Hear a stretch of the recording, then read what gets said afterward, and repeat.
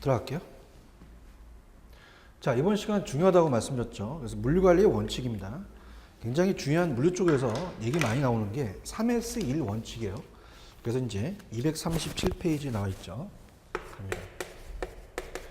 자, 우리가 양갈 5번, 여기가 이제 출제 빈도가 높아요. 별표를 3개 쳐놓으시기 바랍니다. 그래서 물류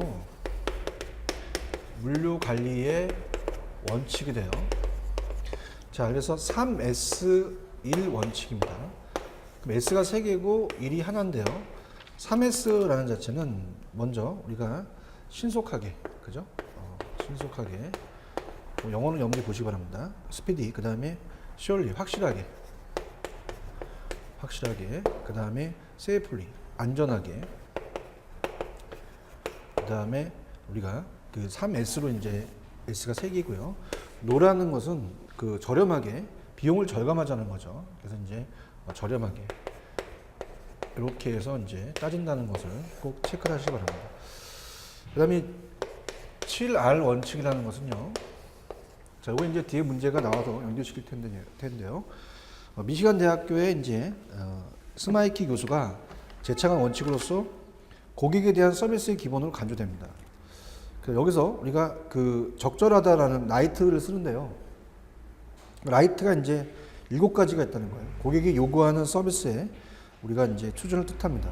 그래서 특이하게 이제 좋은 인상이 들어있는데, 이는 이제 물류가 고객 서비스의 최일선에서 고객과의 만남을 통해 고객에게 기업의 이미지를 전달하는 중요한 역할을 맡게 되는 것이다. 그래서 7R이라는 것은 우리가 적정한 제품, 적절한 라이트라는 게 이제 적정한 거죠. 적정한 우리가 제품. 그래서 우리가 제품이 되겠고요. 프라이스, 적정한 가격. 그 다음에 적정한 품질. 그 다음에 적정한 양. 그 다음에 우리가 적정한 인상. 그 다음에 라이트 타임, 적시에. 원하는 장소, 라이트 플레이스, 원하는 장소. 원하는 장소다. 그래서 1, 2, 3, 4, 5, 6, 7, 7가지가 있다는 얘기예요. 그래서 이제 우리가 이렇게 최고의 이제 제품이나 최저의 가격을 우리가 그러니까 최고의 제품이나 최저의 가격을 의미하는 것이 아니라, 그래서 이제 또 중요합니다. 그죠? 그래서 적절한이라는 게 중요하죠. 그럼 바로 문제를 연결시키는데 366페이지 가시면 우리가 366페이지 한번 가보세요. 366으로 가시면 366으로 가시면 그 7번 문제입니다. 자, 그러면 여기서 우리가 물류에 CR로 바르지 않는 것은 적정한 내용이라는 건 없었죠, 그죠? 그래서 이제 우리가 이렇게 내용은 안 들어간다. 그래서 우리가 앞점만 따서 뭐 제가 품양 인, 그 다음에 뭐 시, 그 다음에 장, 이렇게 해서 이렇게 앞자만 따서 좀 보시든가, 아니면은 이걸 갖고 이제 이해를 하시든가, 이렇게 해서 봅니다. 내용이라는 건 안 들어가죠. 적정한 내용이라는 건 없습니다. 그래서 이렇게 해서 시험 문제 나올 수가 있다는 거 꼭 체크하시기 바랍니다. 그럼 3S1 원칙도 이제 이 내용이 아닌 것은 이렇게 해서 오지선다로 나올 수 있잖아요. 그죠? 그래서 이제 항상 영어만 아니라 이렇게 한글로 같이 나오니까 우리 그렇게 해서 이제 이해를 해주시기 바랍니다. 자, 그 다음에 이제 넘겨보시면은, 넘기시면 이제 물류의 합리화라는 게 있습니다. 그래서 물류의 합리화는 그냥 읽어볼게요. 중요하지 않은 건 제가 읽는다고 했어요. 물류의 합리화는 생산의 합리화를 통해서 생산비를 절감하고 판매에 있어서는 고객이 만족할 수 있는 가격과 서비스를 제공합니다. 그래서 항상 비용을 줄이고 고객 서비스를 높인다 그랬죠. 그 물류 합리화의 목적은 물류 비용을 절감을 통해서 기업의 최대 이익을 얻고자 하는 거죠. 고객 서비스를 개선하는 건데요. 자, 밑에 이제 물류 합리화가 요청되는 이유. 자, 요거는 이제 조금 여기 기출이 되셨어요. 요건 이제 체크를 한번 해보시는데요. 자, 이건 이제 또 객관식 내기 딱 좋죠. 이 글씨를 바꾸니까요. 자, 물류 합리화가 우리가 요청되는 우리가 이유. 최근에 이제 물류 환경이 변화해서 인건비가 상승하죠. 인건비에 대한 상승. 그 다음에 시장 경쟁이 심화됐기 때문에 뭐 나쁘기 때문에 요청된다는 거죠. 그 다음에 교통체증이 심하죠. 교통체증이 심하. 안 좋다는 거죠. 그 다음에 이제 제품. 자, 여기 한번 출제가 됐었는데 제품 수명주기의 단축. 연장이라고 한번 나왔었어요. 단축이죠. 그래서 이제 뭐 상승 이런 것들은 이제 딱 보면 눈에 띄니까 이런 데서 노린 거죠. 그 다음에 수요의 다양화, 개별화가 아니라 수요의 다양하기 때문에 필요한 거죠. 수요의 개별화면 합리화가 필요가 없겠죠. 그죠? 그 다음에 좀 너무 또 고도화됐다. 이런 것들 이제 나올 수가 있다는 거. 이걸 좀 눈여겨보셔야 됩니다. 이건 좀 체크하세요. 그 다음에 오른쪽에 도소매 물류의 고객 서비스 안 중요합니다. 별로 중요한 거 없어요. 그래서 서비스의 의미는 기억의 세 번째 서비스 마케팅이라는 것만 박스 치시고요. 넘겨볼게요. 상 넘기시면 없습니다. 중요한 거. 그 다음에 이제 그냥 한 번쯤은 이제 봐야 될 것은 241페이지 가시면 2번 고객 서비스의 주요 요소 정도는 한번 봐두십시오. 주요 요소. 그래서 이 고객 서비스를 좌우하는 요소는 뭐 우리가 제목 위주로 간다면 품목의 가용성, 리드 타임, 유통 시스템의 유연성, 유통 정보 오류 및 클레임의 처리, 판매 후 서비스 등을 들 수가 있는데 이 중에서 이제 품목의 가용성 및 리드 타임이 고객 서비스의 가장 큰 비중을 차지한다는 것 좀 체크해 보세요. 그죠? 요거 두 개 정도. 그래서 이제 여기서 가장 큰 비중을 차지하는 건 뭐니? 그래서 품목의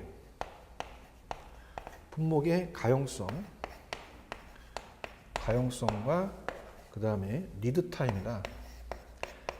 리드 타임이 고객 서비스의 가장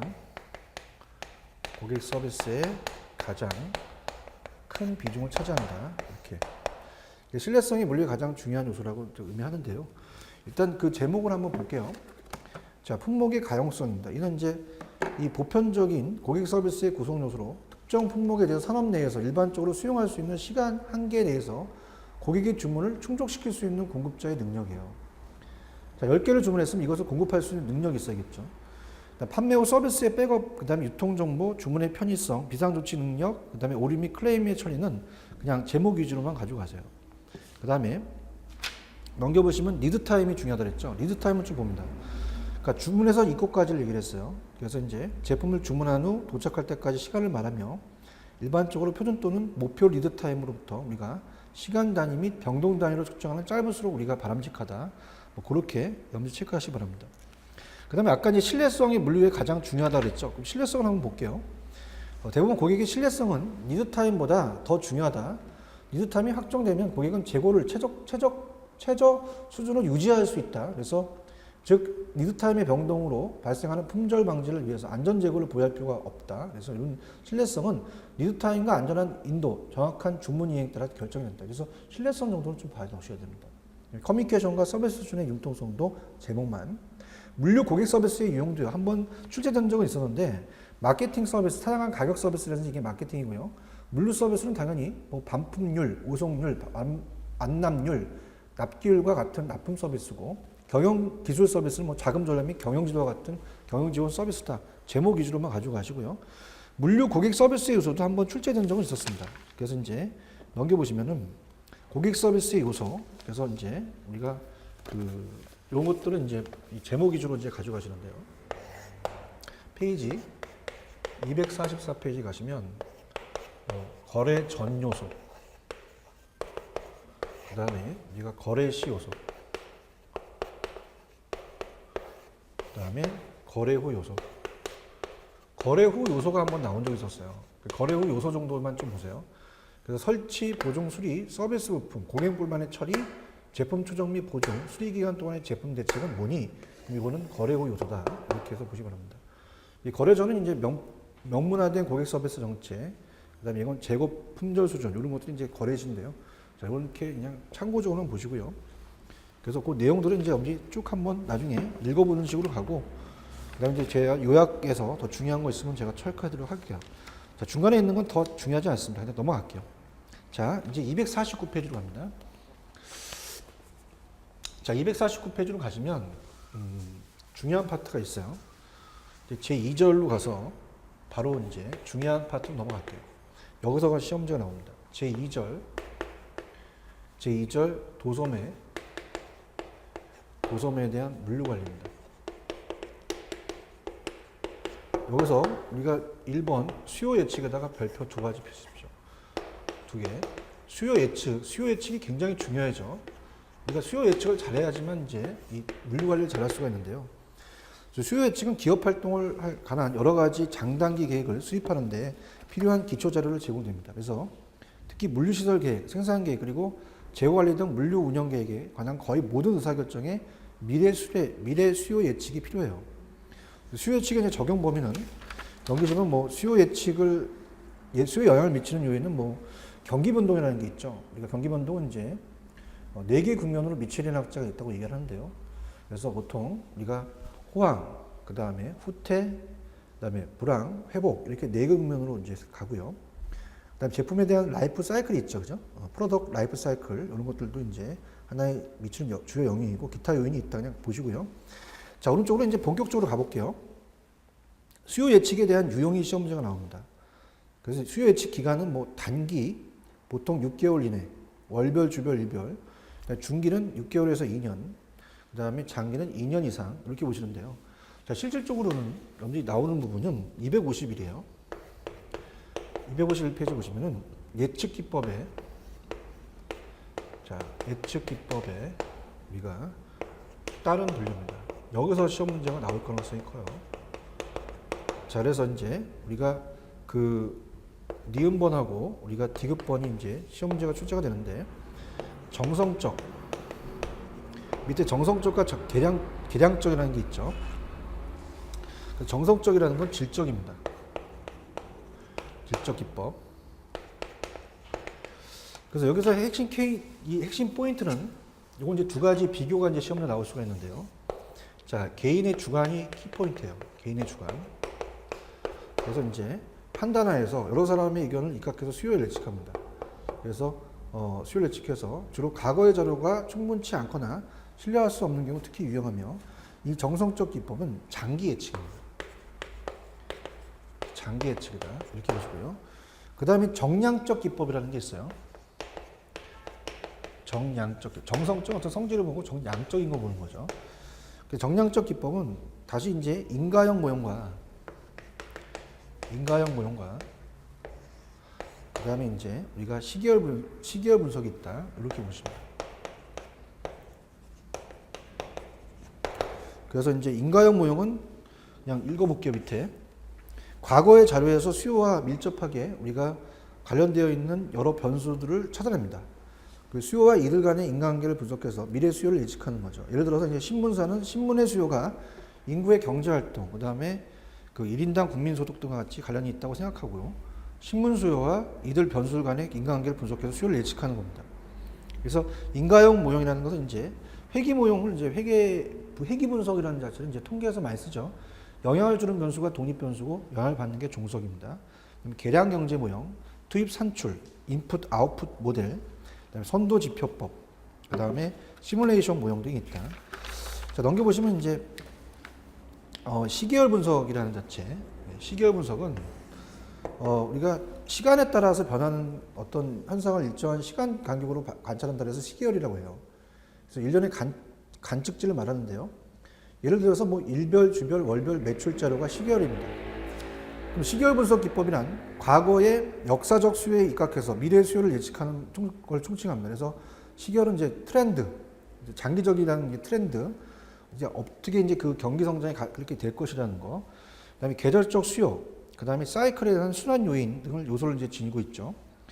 시계열이라는 분석은 기법은 이와 같은 패턴이 미래에도 계속될 것이라는 가정하에서 과거의 패턴을 분석해서 미래에 투영 우리가 함으로써 미래 수요를 예측한다는 거예요. 그러니까 트렌드라는 자체는 그 추세가 계속 갈 것이다, 그죠? 그래서 자체적으로 이제 그런 것들을 이제 따져보는 게 이제 그런 게 되는 거죠. 그다음에 이제 그러나 이와 같은 과거의 수요 패턴이 장기적 계속적으로 유지된다고 보기는 힘들기 때문에 시계열 분석 기법은 주로 단기와 중기 예측 방법입니다. 단기와 중기 예측 방법입니다. 그래서 아까 우리가 정성적은 어때요? 정성적은 이제 중장기죠. 중장기인데 얘는 단기 중기다. 그래서 이런 것들이 이제 시험 문제 바꿔서 낼 가능성이 있죠. 그래서 이런 것들을 염두에 눈여겨 보셔야 돼요. 그다음에 이제 경제 그 통계에서 저도 이제 보통 통계에서 많이 쓰는 게 회계 분석입니다. 논문을 쓸 때 이제 회계 분석은 그 변수를 갖고 따져요. 이제 함수 관계인데 영향을 주는 변수가 독립 변수고요. 영향을 받는 변수가 종속 변수입니다. 그래서 이런 식으로 우리가 뭐 하나가 되면은 단순회귀 분석, 그 다음에 여러 개면은 다중회귀 분석.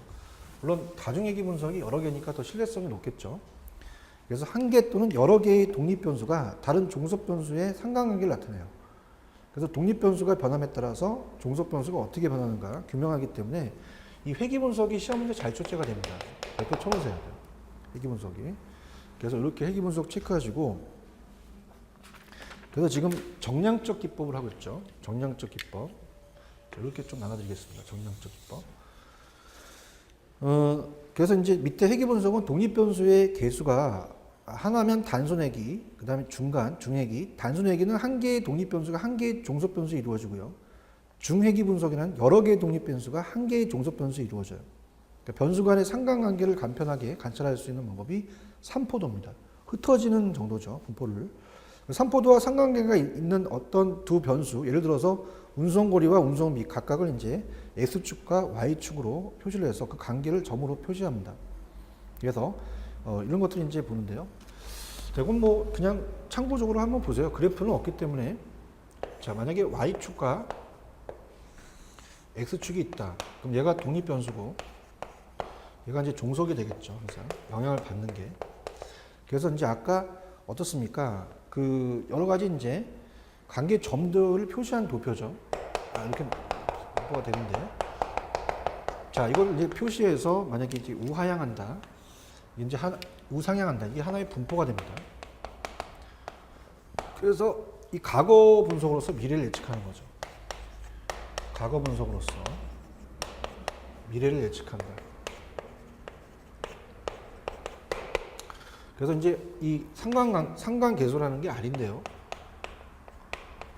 상관계수. 제가 기울기가 올라가니까 이제 플러스 1이 되고요. 만약에 이제 내려간다, 이렇게.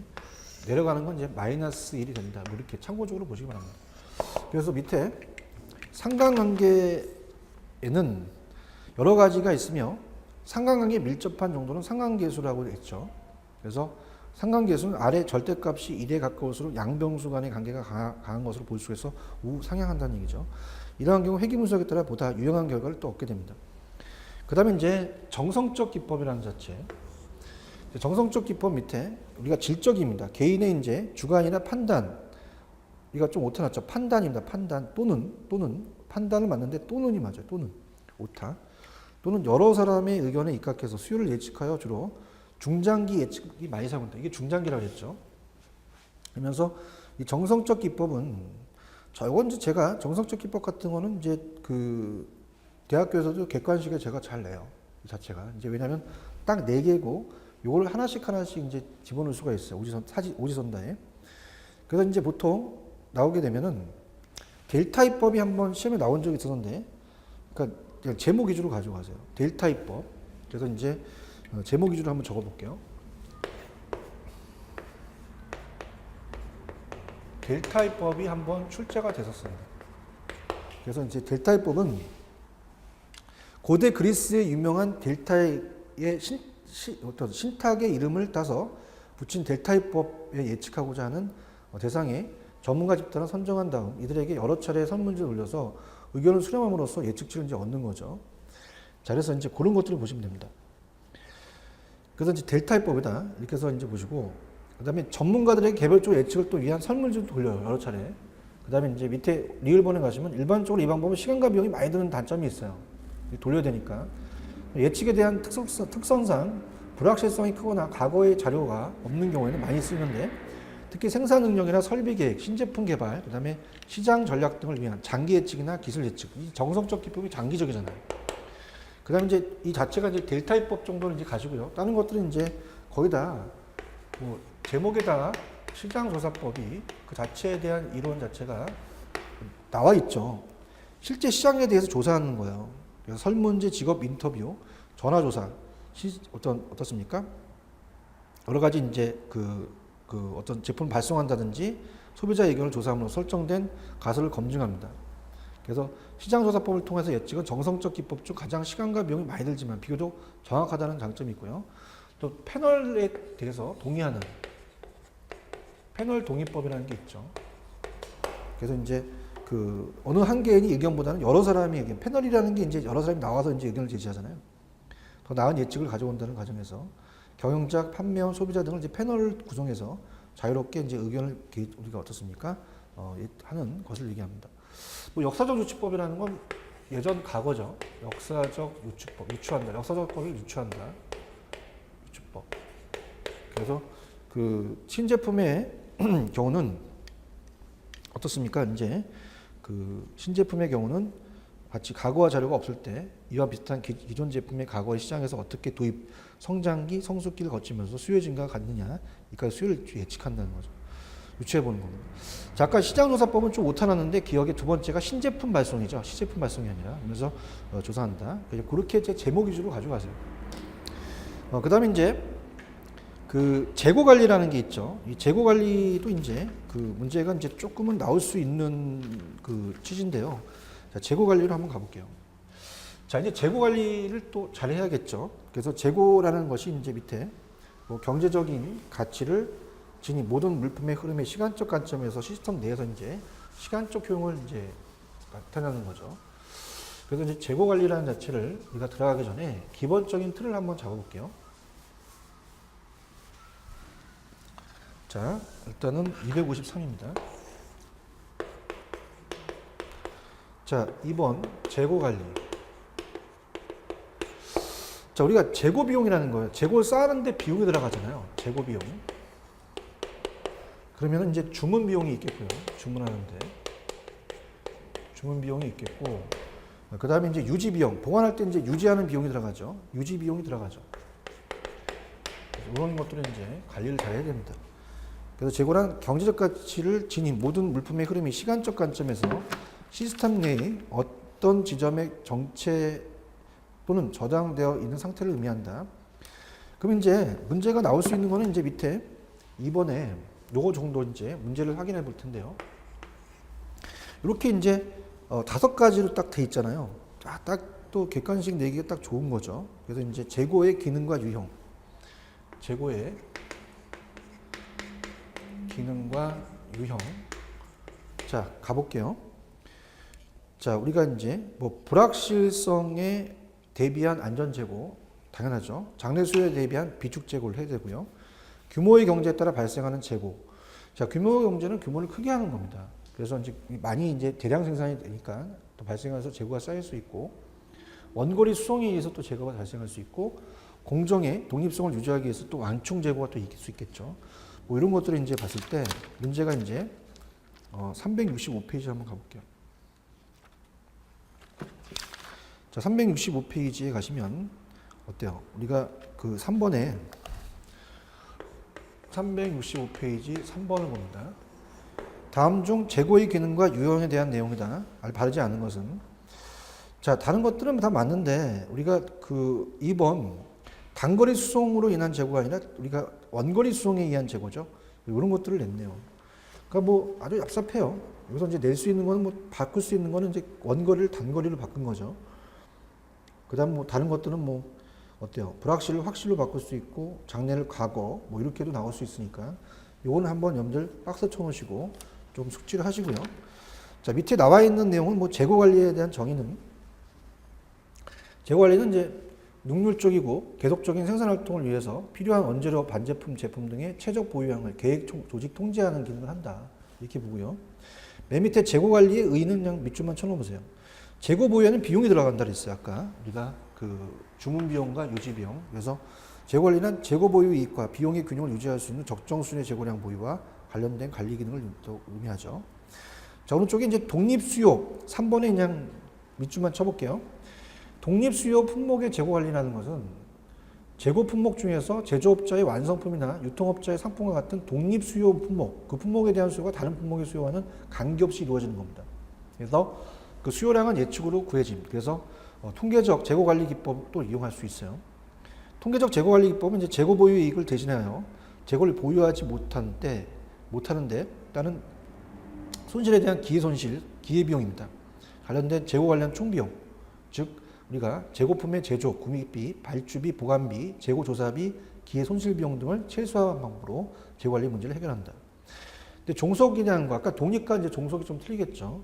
한편 종속 수요 품목은 한편 제조업체에서 부품이나 원재료는 종속 수요 품목으로 그 수요량이 양가 시기는 최종 제품의 수요량을 기준으로 하여 부품 구성표와 제조 리드 타임을 검토할 때 개선할 수 있습니다. 그래서 한번 출제가 됐던 게 이와 같은 것은 이제 독립이 아니라 종속이죠. 종속 수요 품목의 재고 관리에 대해서는 자유소요 계획이 활용된다. 그래서 그게 한번 나왔었어요. 한번 나왔었으니까 오늘은 한번 보셔야 됩니다. 그러니까 기출이 했던 것은요. 그러니까 기출 문제가 참 희한한 게 어떻게 본다면 어때요? 우리가 물론 뭐 저도 이제 공인 자격증은 아니지만 민간 자격증에 출제를 참여한 적도 있었는데요. 기출 문제입니다. 어차피 한계예요. 우리 교수님들도 자격증 시험을 내게 되면은 뭐 바로 이제 문제를 만들어내는 게 아니라 기존에 나왔던 것들을 돌려내거나 아니면 그렇게 또 추가적으로 낼 때 또 생각을 해본다는 거죠. 그럼 예전에 나왔던 것들은 이제 아무리 종속을 독립으로 나왔었구나라는 것들은 이제 키를 잡는다면 범위가 좀 이렇게 좁아져요. 이제 여기서 보시면 되고 그 다음에 이제 경제적 주문량의 EOQ라는 것은요. 이거는 여러분들 별표를 3개 쳐놓으시기 바랍니다. 물류 파트에서는요. 거의 출제가 된다고 봐야 돼요. 그럼 마찬가지로 물류에서 출제가 된다는 것은 유통물류에서도요. 그만큼 나올 수가 있다는 얘기죠. 그렇기 때문에 얘는 충분히 계산 문제가 하나 출제가 될 수가 있습니다. 계산 문제를 노립니다. 출제원들이. 그래서 우리가 이 EOQ라는 자체 중요합니다. 경제적 주문량. 그래서 255페이지 주의 깊게 보십시오. 그래서 우리가 경제적 주문량 모형이 시험 문제 출제될 가능성이 높습니다. 그래서 경제적 주문량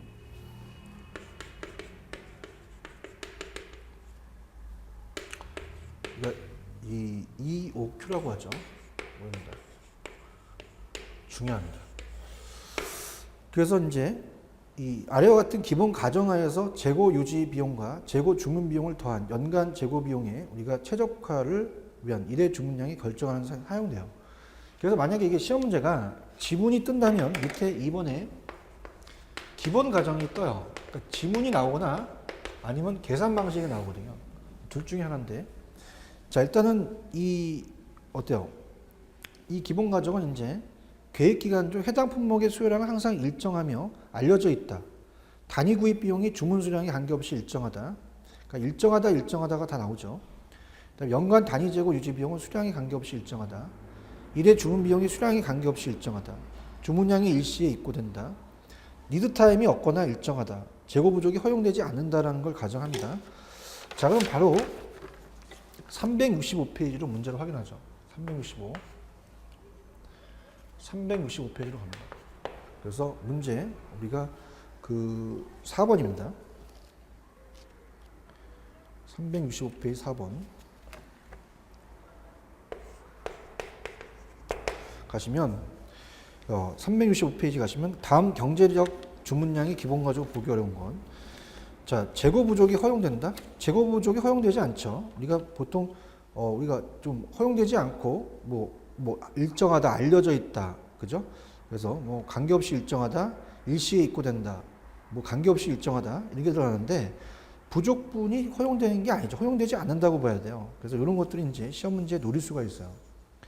그다음에 이제 만약에 나온다면 이제 계산 문제인데 계산 문제는 뭐 책에 있긴 하지만 책의 문제는 약간 좀 제가 어렵게 냈습니다. 그래서 이걸 좀 쉽게 접근하기 위해서 그냥 넘기시면 그냥 쉽게 제가 전달해 드리도록 할게요. 자, EOQ에 대한 문제가 만약에 계산 문제가 나온다. 그럼 오른쪽에 이제 이와 같은 연간 총비용 ATC는 일회 주문량의 QA에서 결정이 되며 이 식을 다음과 같다, 아래와 같다 이렇게 보는데요. ATC의 연간 총비용이라는 자체가 보다는 여기서 ATC를 최소화하는 1의 주문량인 니은번이 시험 문제가 나옵니다. 그래서 EOQ라는 게 나오죠.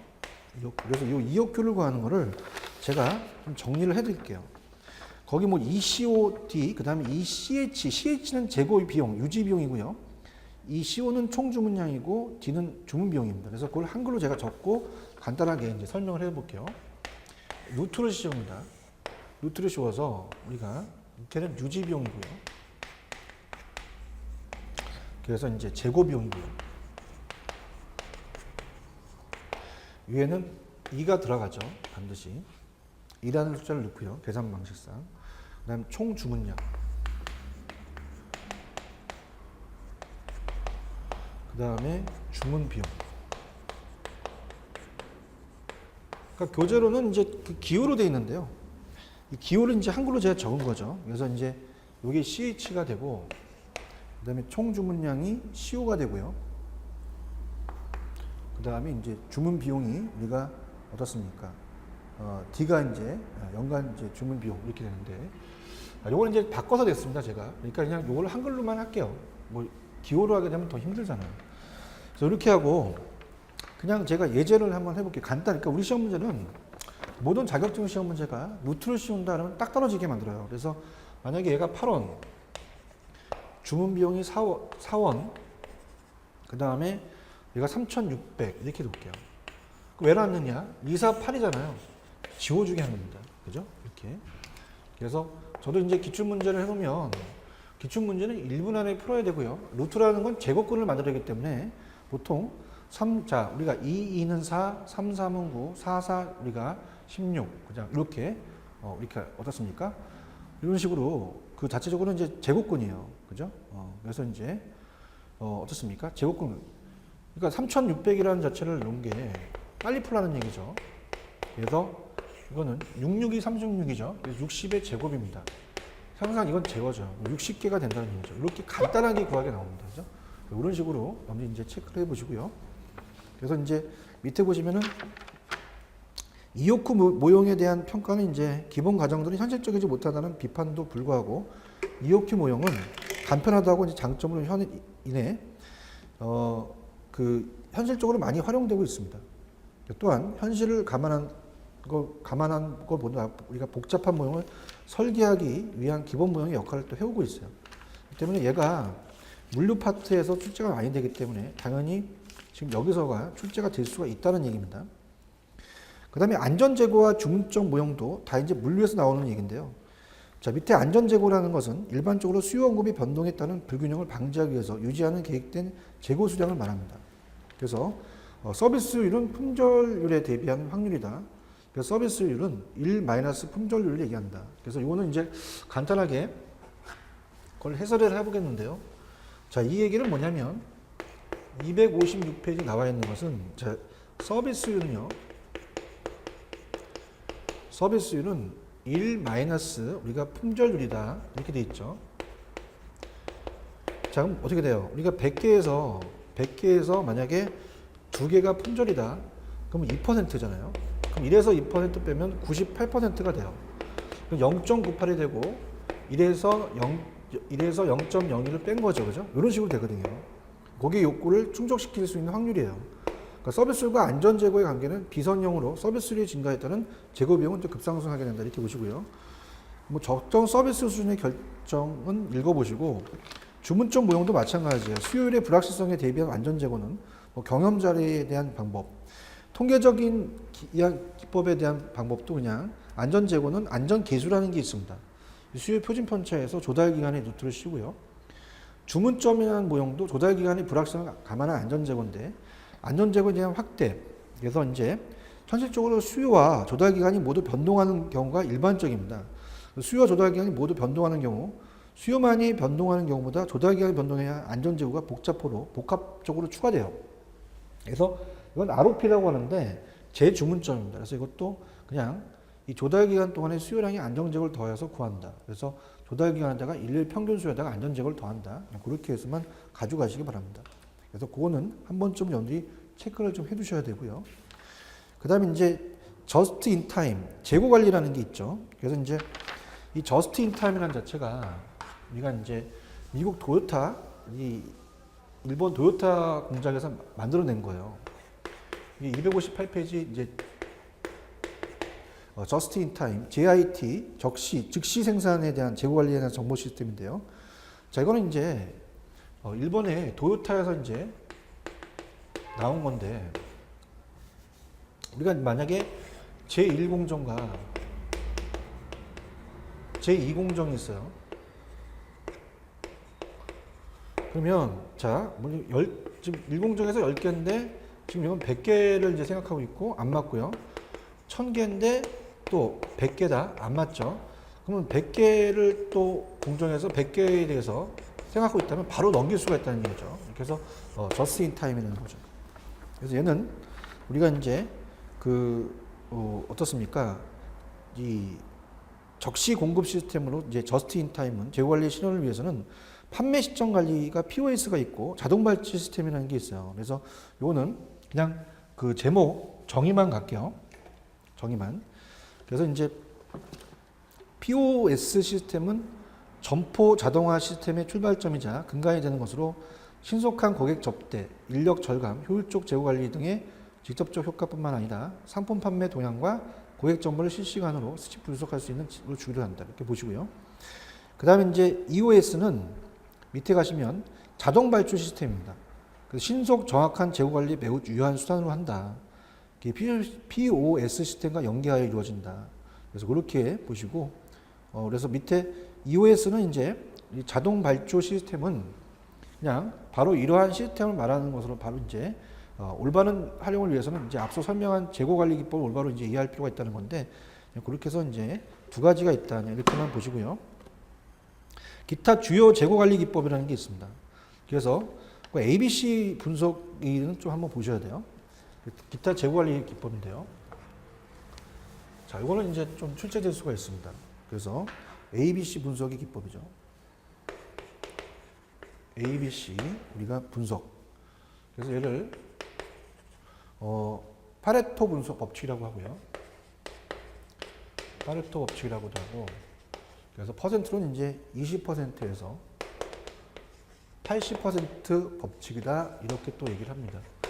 그래서 이제 모든 품목의 동일한 재고 관리 노력을 기울이는 것이 비합리적이라는 사고에서 출발합니다. 그래서 어떤 품목 집단은 가짓수가 얼마나 되지 않으면서 금액상으로 높은 비율을 차지하며 또 어떤 부류는 가짓수는 많으면서 금액상 비율은 얼마 되지 않는 경우가 많아요.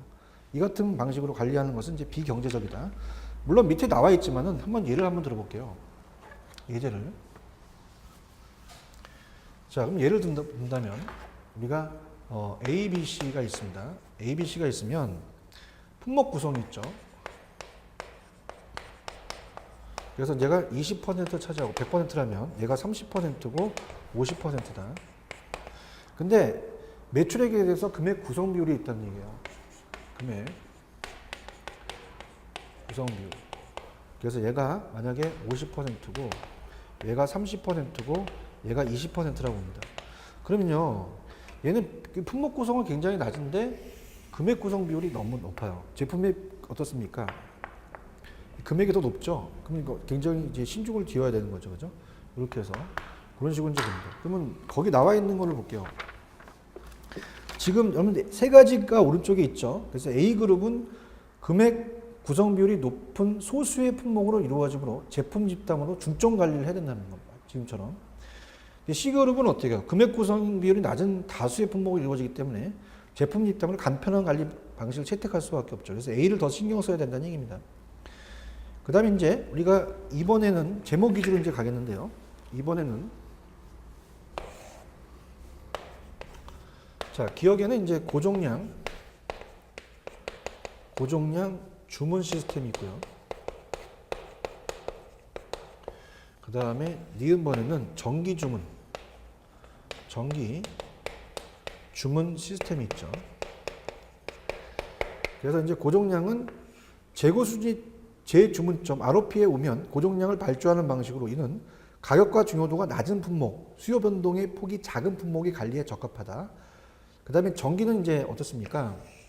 정기적으로 파악해서 기존 재고량과 현재 어떤 재고량이 어떻습니까? 차이를 발주해서 그 Q가 변동하는 방식으로 가격과 중요도가 높은 품목, 수요 변동의 폭이 큰 품목에 관리를 한다.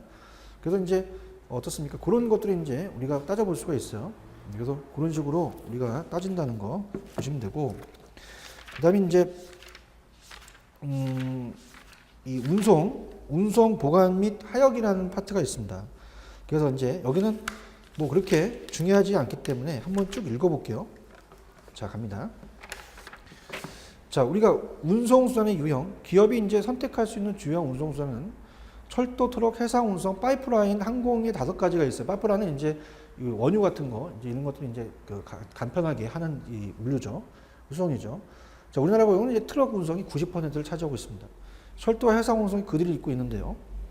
자, 최근 낸 화물 운송으로서는 컨테이너화, 유닛 노드 시스템을 써야겠죠.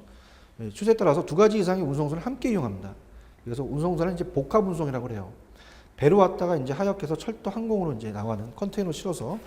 그래서 넘기시면 운송의 효율적 관리는 어떻습니까? 우리가 그 밑에 두 번째 운송을 절감할 수 있는 방안으로 물량 단위를 대형화하고 공동 배송제 확대, 계획 수송 배송 실시를 해서 복합 일관 운송이 중요하겠죠.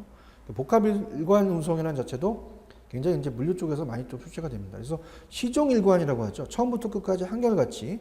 그래서 물량 단위를 대형화하고 계획 수배송, 그다음에 복합 일관 운송. 그래서 팔레트를 가지고 우리가 쭉 간다는 얘기죠. 그래서 배에서 지게차를 떠서 이제 다시 또 내려서 트럭으로 또 옮긴다든가. 그래서 밑에 디귿번의 복합 일관 운송은 이게 철도, 트럭, 항공기, 선박 등 운송수단들이 갖는 장점을 최대한 살리기 위해서 여러 상이한 운송선을 결합하는 겁니다. 화물 운송하는 방법이다. 그래서 밑에 복합 일관 운송이 가능하기 위해서는 컨테이너를 이용한 일관 운송 체계인 유닛 노드 시스템을 통해서 우리가 하역 작업에 드는 시간과 인력을 절감할 수가 있다.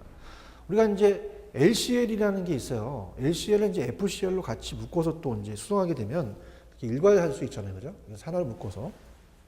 그 다음에 공동 수배송이라는 것은 기본적으로 이제 각 기업이 개별적으로 수배송하는 것보다 저렴한 비용으로 고객에 대한 배송 서비스를 향상, 배송 빈도의 향상 등 시키는 주된 목적이 됩니다.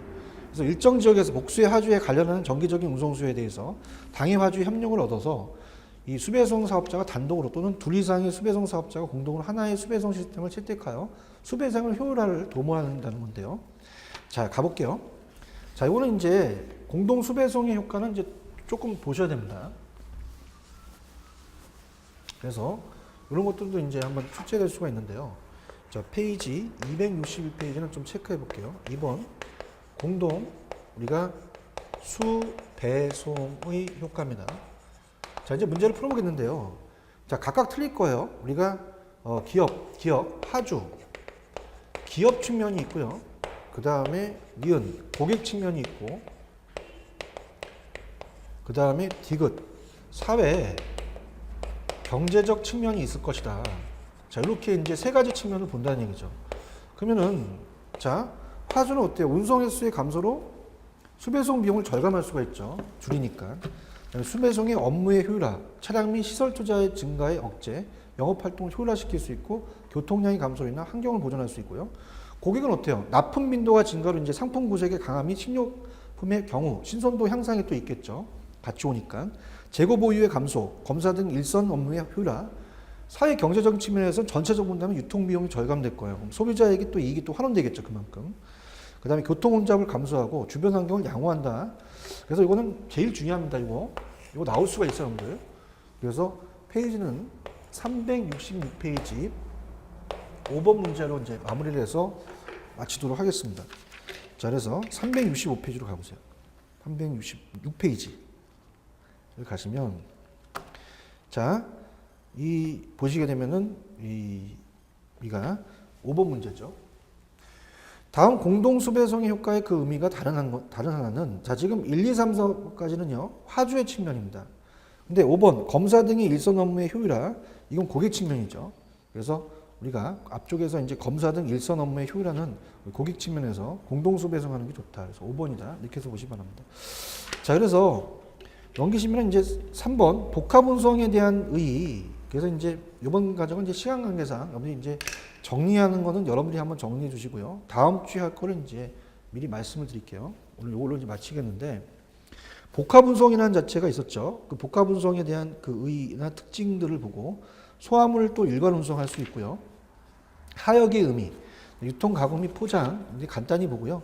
물류관리에 의한 정보기술도 그냥 유통정보에서 또 연결되는 게 있으니까 여긴 별로 중요하지 않고, 269페이지 가시면 SCM에 대한 공급사슬 관리라는 게 있죠. 여기를 이제 중점적으로 보셔야 돼요. 그 다음에 이제 272페이지 물류비 산정은 오른쪽에 일반 기준, 관리회계와 재무회계. 그 다음에 이제 넘기시면 물류비 분류체계 같은 거. 그다음에 물류의 아웃소싱이 중요합니다. 제3자 물류라고 하죠. 그래서 우리 아웃소싱과 제3자 물류와 물류 아웃소싱, 그 다음 제4자 물류. 그게 이제 가장 다음에 배울 핵심에 대한 내용이에요. 그래서 그거는 좀 시간이 좀 걸릴 것 같고요. 자, 그래서 그거는 우리가 다음 시간에 하도록 하겠습니다. 다음 시간은 이제 복합운송부터 우리가 들어가는 걸로 할게요. 그래서 이번 시간까지는 여기까지고요. 그래서 이제 이 물류 파트도 유통 물류에서는 또 많은 비중을 차지하니까 다시 한번 또 정리해 두시기 바랍니다. 다음 시간에 뵙도록 하겠습니다. 여러분들 수고하셨습니다. 감사합니다.